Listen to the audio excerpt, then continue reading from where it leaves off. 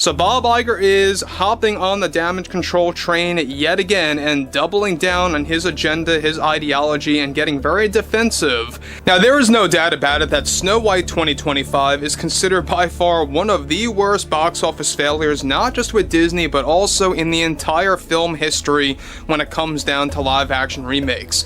We already know that it's right up there with, of course, Dragon Ball Evolution on the IMDb rating score. We are. Look, I don't really like the term woke because I think it's an umbrella term that I'm not 100% sure I even know what it means, and one could argue that sometimes it's used too liberally. Oh, honey. Rachel Zegler's emotional collapse after her Snow White reboot crashed and burned at just $72 million is the only thing anyone in Hollywood can talk about. The same industry that once worshipped her after West Side Story, now they're whispering about how a rising star with so much promise ended up spiraling into a messy, high-profile disaster. And let's not forget, whispers of a defamation lawsuit against Gal Gadot are still lingering in the background, like a storm ready to explode. There's a level of expectation that they have that is just not realistic.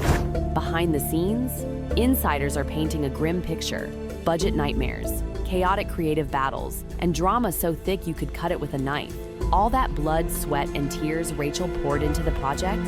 Honey, it couldn't save the film from scathing reviews and a cold audience, but the heartbreak runs deeper. It's the story of a young actress giving everything and watching it all crumble right before her eyes. He's now bragging about the success of Snow White, which is a movie that's going to lose hundreds of millions of dollars, and mainly because of her, and because nobody wanted to support her.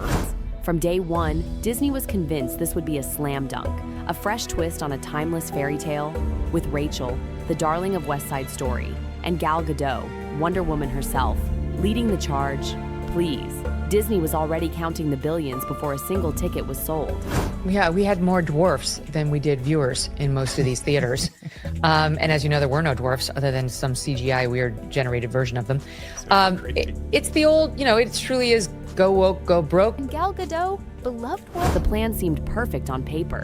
Pair a beloved icon with a fresh new face, sprinkle in some 2020s girl power, and boom, watch the cash roll in. Early financial predictions through alienate half of the country when you're putting out a product meant to appeal to all. It's the Michael Jordan Republicans buy sneakers too. The roof. Some insiders even believed this remake would outdo The Lion King and Beauty and the Beast live-action juggernauts. Everyone was ready for a brand new Disney era. Every one of the 18 hours I am in the Snow White dress, I expect to get paid.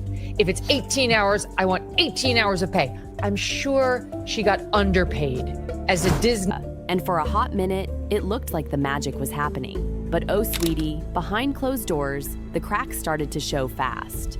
The second Rachel was announced as Snow White, the internet went wild. Weird feminist thing where her heroine cannot be in love or be saved by a man, the prince, that she's more focused on becoming the leader she was meant to be, as if women in modern day America must make that.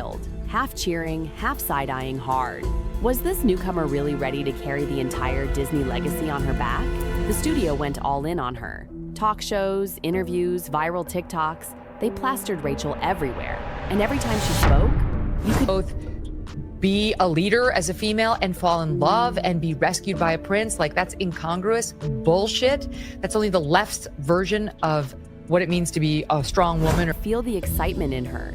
She truly believed she was about to change the game. But when Rachel started hinting about fixing Snow White's original story, oh girl, the backlash started brewing. Even though Disney thought a little controversy might stir up free PR, fans weren't having it. Rachel kept pushing the idea of a modern Snow White, and not everyone was ready to watch their beloved fairy tale get a woke makeover. But the studio kept charging forward, blind to the storm that was quietly gathering. On the surface, everything looked fine. Glitzy premieres, glamorous magazine covers. But insiders saw the chaos brewing. Reshoots, reworks, endless creative meetings. This woman has clicked every box, and just for cherry on top at the end, she gave an interview last week talking about how they were basically a bunch of white supremacists on the set of West Side Story. And those budgets skyrocketing out of control. The simple fairy tale Disney promised became a nightmare production almost overnight. And the tension? Whew. It wasn't just about lights or costumes anymore. People were whispering about beef between Rachel and Gal behind the scenes. Gal, the seasoned Hollywood queen. Rachel, the fierce newcomer trying to change the game. Instead of bonding, honey, they clashed.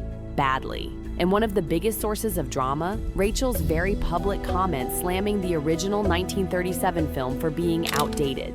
She wanted Snow White to be a modern heroine, not some damsel in distress. That's great, if you're not trashing the very thing your audience still loves. Takes a beloved movie and makes it much more boring and much less realistic. The movie is really, really bad. Disney loyalists were not having it. Social media turned into a war zone. Defenders of the old fairy tale versus the new age warriors. And guess who got caught in the crossfire? Rachel, over and over again. Meanwhile, Gal tried to keep it classy for a while, but even she reportedly raised eyebrows when the script started gutting key parts of the original story. The evil queen wasn't just wicked anymore. She was misunderstood. Yeah, fans weren't feeling that either. Primary suffering is being sent in by my company to watch a children's movie as a single man, like 2 p.m. on a Thursday.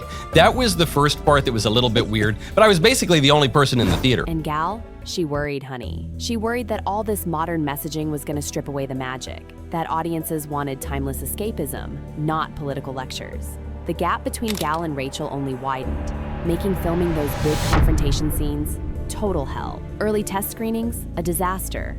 Fans said the story felt hollow, the emotions were flat, and the chemistry between Snow White and the Queen practically non-existent. Nobody was buying the relationship, and you better believe audiences can tell when the actors aren't vibing behind the scenes. Instead of fixing the real problems, the studio did what studios do best. They threw even more money at it. More Very few people wanted to see this. Even the little kids who like Disney movies, even they don't seem to be turning up in droves for the movie because the movie is really, really bad. More rewrites, more stress for everyone involved. And guess who took the brunt of the backlash? Rachel. And then boom, the bombshell dropped. Rumors exploded that Rachel was ready to slap Gal with a $100 million lawsuit, accusing her of whispering behind the scenes, blaming Rachel for the film's flop, and wrecking her future. Was it confirmed? Nope. Did Hollywood lose its mind? Absolutely. As the release loomed, Disney execs were panicking. Costs had shot through the roof, and now ugly headlines about feuds and lawsuits were drowning out the film. White is generally understood to be a very, very white person. And in this case, they decided, nope, no, that doesn't make any sense. So I don't think we're allowed to say that, right? I was referring to the movie as sand-bait. Fans joked online, we'd rather watch the drama than the actual movie. Opening weekend hit, and it was a train wreck. Just $72 million, massive flop. Critics didn't hold back. Soulless, confused, and preachy were just the start. Even Disney diehards bailed, saying, this ain't it. Rachel, she broke down completely. Sources say she sobbed backstage, feeling used and betrayed by critics, fans, and maybe even her own team. Some whispered she blamed Gal for fueling the bad press and making her look unstable. It's no really knock on her. If you did the autobiography of Malcolm X, would you cast Tom Hanks? If you remade Moana, would you cast a little Irish guy? No, you wouldn't. So that was off the Now everyone's asking, will Rachel disappear quietly or launch that $100 million lawsuit and fight to clear her name? Some insiders say she can bounce back.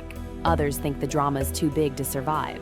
Meanwhile, Gal stayed cool, smiling, thanking the crew, dodging any real questions. And her silence? Louder than words. This movie was like you took the original Snow White and just put everything through this filter of liberalism. It wasn't through a filter of Japanese anime, it was through a filter of liberalism. Disney knew the disaster was coming. Exploding budgets, backstage fights, and bad screenings. But charged ahead anyway, banking on their brand saving them. It didn't. Rachel's meltdown became the face of the failure. She tried posting about resilience, while Gal quietly distanced herself even more. Fans took sides. Some defended Rachel. Others said her interviews doomed the film. The brutal truth? Snow White became a Hollywood horror story, a reminder you can't just slap modern on a classic and hope for the best. Respect the story, respect the audience. Otherwise, the magic dies, and the dream crashes and burns.